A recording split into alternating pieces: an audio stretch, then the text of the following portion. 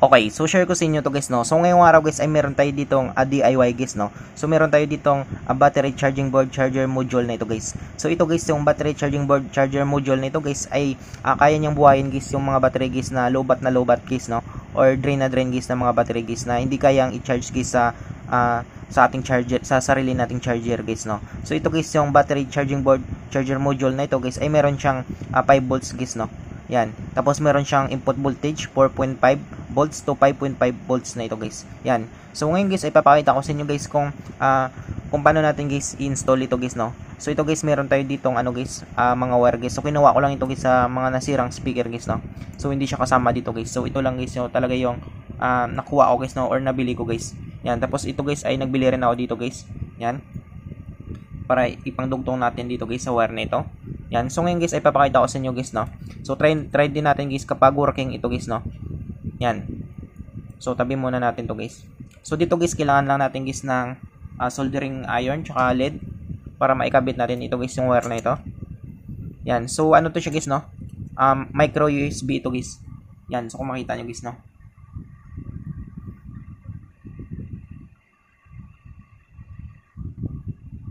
Yan. So micro USB ito siya guys. So ngayon guys ay papakita ko sa inyo guys kung paano natin guys ikabit ito guys, no. So dito guys ay i-hold lang natin dito guys sa ating holder.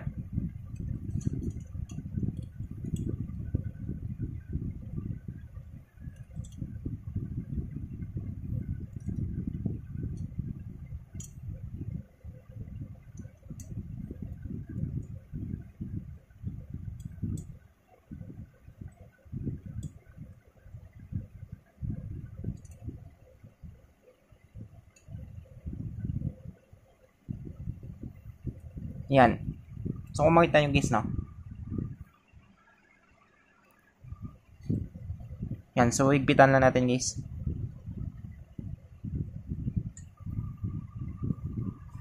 Yan. So makita nyo guys. So ngayon guys ay simulan natin guys, no. So ito guys yung ilagay na lang natin dito guys yung puti na ito sa negative guys, no. Tapos yung pula na ito guys ay nasa positive guys. So ngayon guys ay papakita ko sa inyo guys, ilagay natin dito guys, no. So gamit tayo dito guys ng LED. So lagyan muna natin guys ng LED guys, no. So maglagay tayo dito konting ano guys, konting flux guys, no,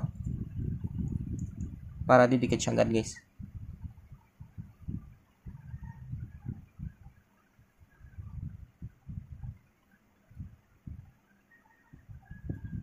Yan. So hinangan lang natin dito guys.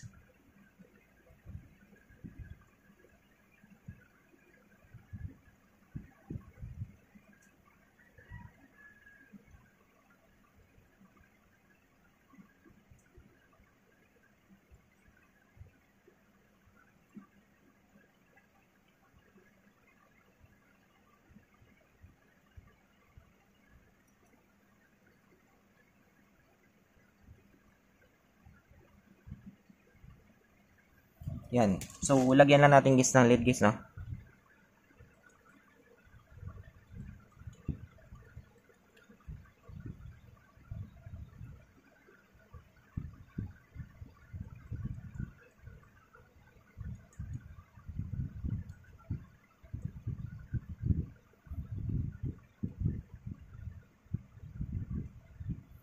Yan.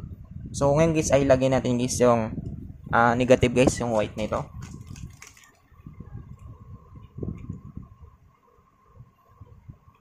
So lagyan natin guys ng konting flux guys.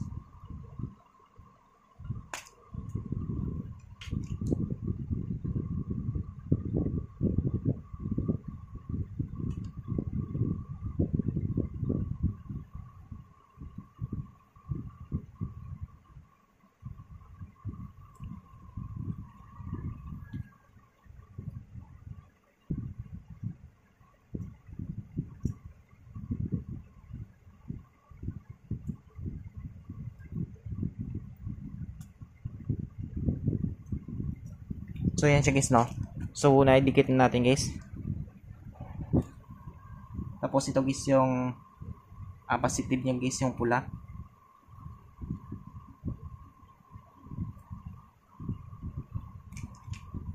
So lagyan rin natin guys konting flux.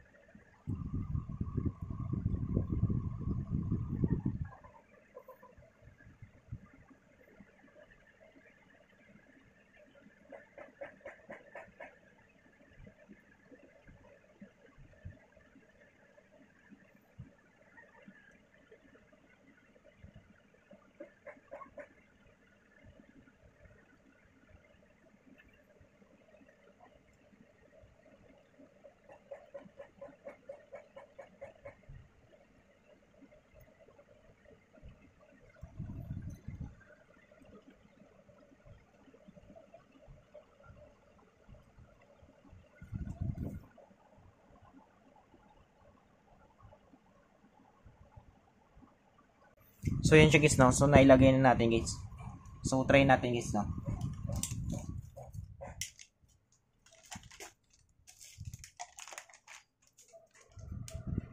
So ikabit natin ito guys.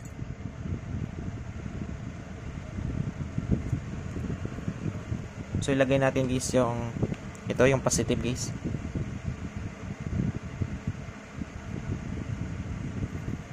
Yan, tapos lagay na rin natin ito.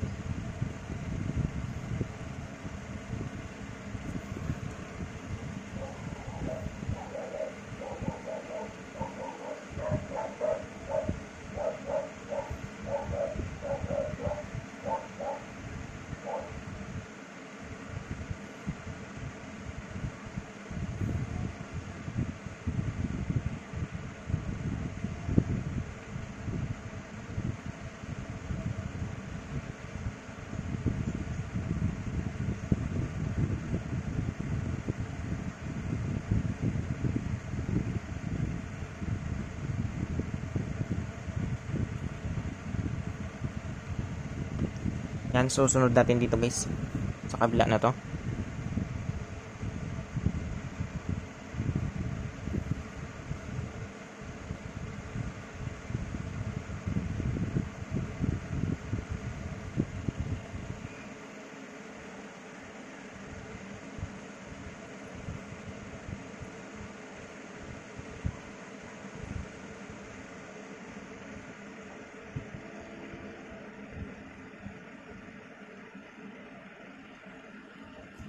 So yan siya guys no.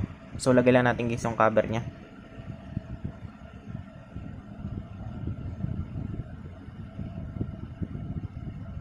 Yan.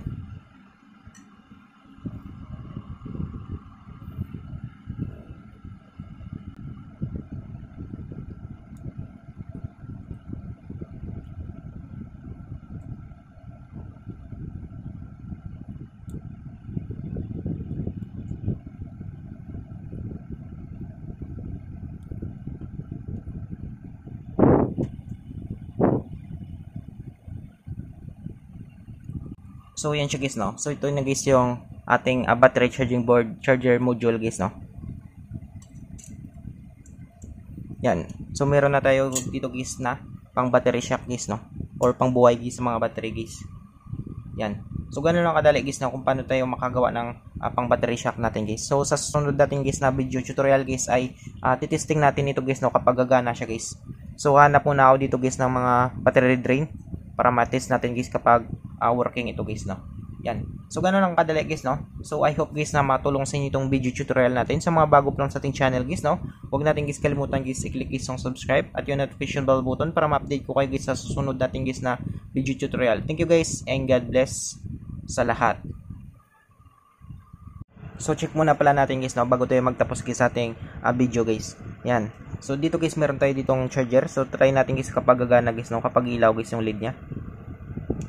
Yan. So kung makita nyo guys no, so umilaw siya guys. So yung sabi daw dito guys, yung dito guys sa battery charging board charger module na ito guys, yung lead indicator dito guys ay charging siya guys no. Kapag blue naman guys, ibig sabihin guys ay full charge guys no, or full na guys yung battery guys na charge natin guys. Yan. So kung makita nyo guys no, so working naman siya guys. So meron na tayo ditong pang battery shock guys, no. So sa ngayon guys ay hanap muna ako guys ng mga drain guys na battery guys, no. Subukan natin guys kapag gagana ito guys. So sa ngayon kasi guys wala pa akong mga battery guys na drain guys. So yung importante dito guys ay gumana guys, no, at meron na tayo guys magamit guys. Yan. So I hope guys na matulong sa inyo ito guys yung video tutorial natin.